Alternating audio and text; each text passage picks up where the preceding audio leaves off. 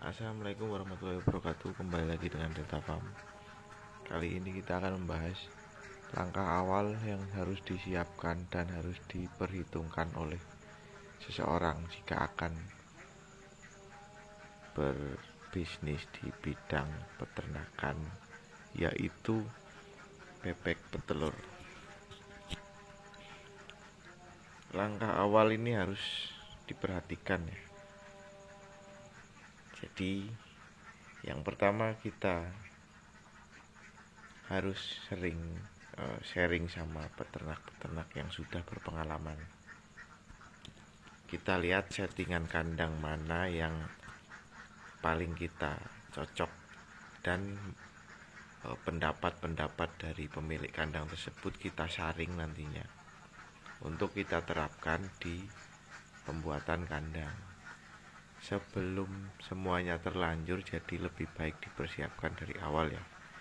Jangan malu untuk bertanya kepada yang sudah pengalaman. Saya rasa sepengalaman saya menemui peternak-peternak lama itu justru mereka tidak pelit ilmu, teman-teman.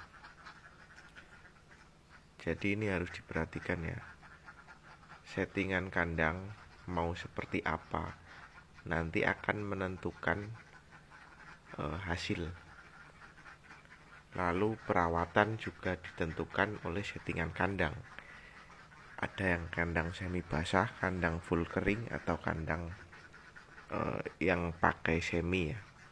Jadi kalau malam itu, kalau semi kering itu dia malam masuk kandang, setelah itu kalau pagi dia dikeluarkan dan di umbaran yang ada kolamnya. Kalau di tempat saya memutuskan untuk sistem kering karena saya rasa sistem kering ini perawatannya menurut saya lebih simpel dan meminimalisir bau. Tidak memungkinkan bebek ini sangat bau ya teman-teman kalau kita menggunakan kandang semi basah. Itu setahu saya dari pengalaman saya main ke tempat teman-teman yang pakai kandang semi basah. Kebanyakan mereka rumahnya di pinggir sawah. Kalau di tengah perkampungan seperti saya, itu pasti akan bau sekali dan akan mengganggu lingkungan sekitar nantinya.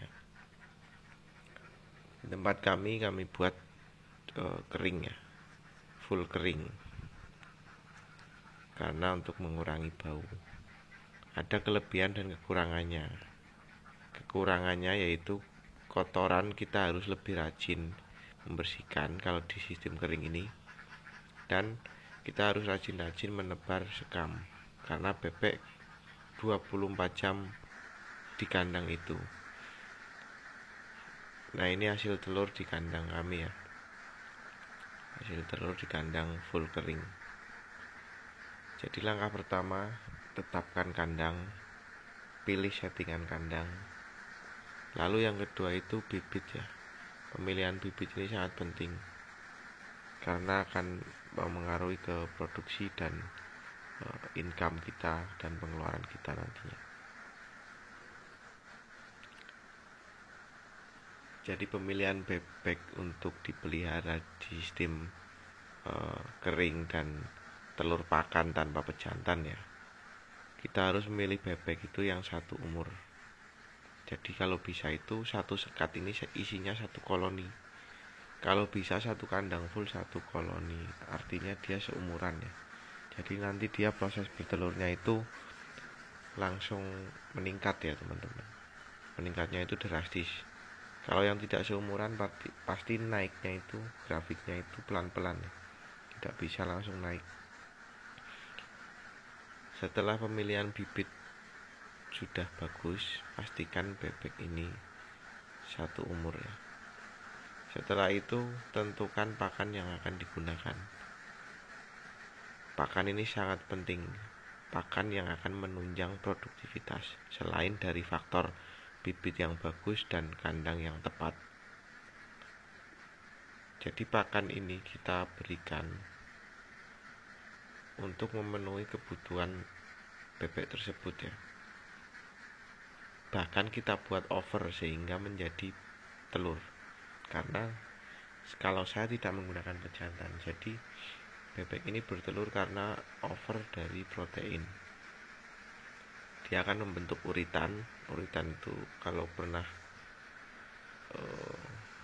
mengolah bebek ya, itu ada yang kuning-kuning seperti kuning telur di dalam perut bebek, itu namanya uritan, yang nantinya akan mengeras dan keluar menjadi telur yang mempunyai cangkang yang keras.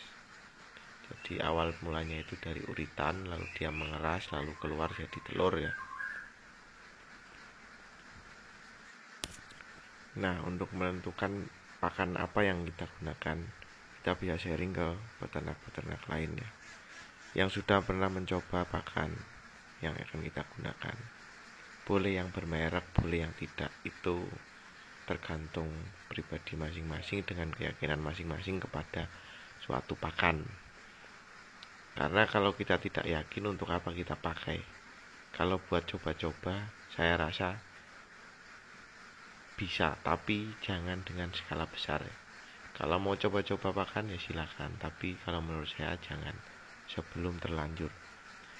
Dari pengalaman saya pernah mencoba pakan dua jenis. Yang pertama itu non merek, yaitu artinya home industry, sama-sama bentuk pelet. Yang kedua saya menggunakan pakan pabrikan yang bermerek. Nah, di saat kita proses penggantian pakan, bebek ini stres karena kandungannya sudah berbeda, dan fisik bebek itu mudah sekali terganggu karena pakan ya. Jadi bebek itu sensitif teman-teman, jangan buat main-main ya, jangan buat coba-coba. Dia stres sedikit bisa rontok bulu dan berhenti bertelur. Makanya ditentukan dari awal. Kalau mau pakai pakan yang pabrikan ya pabrikan, kalau home industry ya home industry, atau pakai oplosan sentrat sama begatul ya pakai itu. Kalau diganti nanti akan ambrol. Saya sudah mengalami.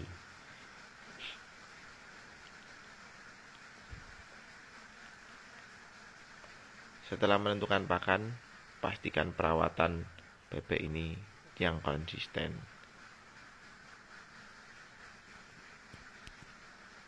Bebek juga perlu perhatian lebih. Artinya kita harus tahu sebagai pemilik bebek ini kebutuhannya apa, perawatannya harus seperti apa. Kita harus tahu. Dengan cara ya kita memelihara. Kalau kita cuma katanya tidak akan bisa teman-teman, karena setiap kandang itu caranya berbeda-beda. Tidak ada yang perawatannya sama ya, karena pemiliknya pun pasti cara mengamatinya beda-beda. Jadi kita harus perhatikan bebek ini nyamannya seperti apa. Kita buat nyaman bebek itu. Kalau sudah nyaman dengan perawatan yang diterapkan, lakukan perawatan tersebut secara konsisten. Artinya kita membuat bebek nyaman, lalu kita lanjutkan, jangan merubah-rubah lagi. Kalau untuk peningkatan tidak apa-apa, tapi kalau untuk coba-coba saya rasa tidak perlu ya. Jadi pada intinya, kalau kita ingin usaha di peternakan bebek petelur, kunci yang utama yaitu settingan kandang, pemilihan bibit yang seumur atau yang satu tetasan ya. Yang ketiga itu pakan yang kita gunakan harus konsisten. Yang keempat, kita harus konsisten dalam perawatan. Setelah itu kita perhatikan bebek tersebut, apakah sudah nyaman dengan perawatan dan dengan pakan tersebut. Jadi kita harus analisa sendiri ya, tidak bisa mencontoh di kandang lain. Kalau untuk pertimbangan bisa, tapi nanti kita terapkan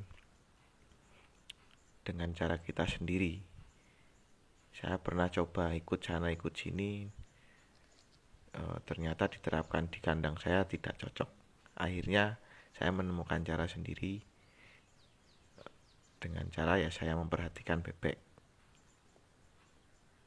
Ini hasil produksi telurnya ya. Sekarang sudah di angka 85% sampai 87%. Untuk teman-teman yang ingin mencoba usaha ini, selamat mencoba, semoga sukses dan semoga diberikan kelancaran pada usahanya. Sekian dulu dari saya. Wassalamualaikum warahmatullahi wabarakatuh. Apabila ada pertanyaan, silakan ditanyakan di kolom komentar. Kalau sekiranya jawabannya itu panjang, nanti akan saya buatkan video.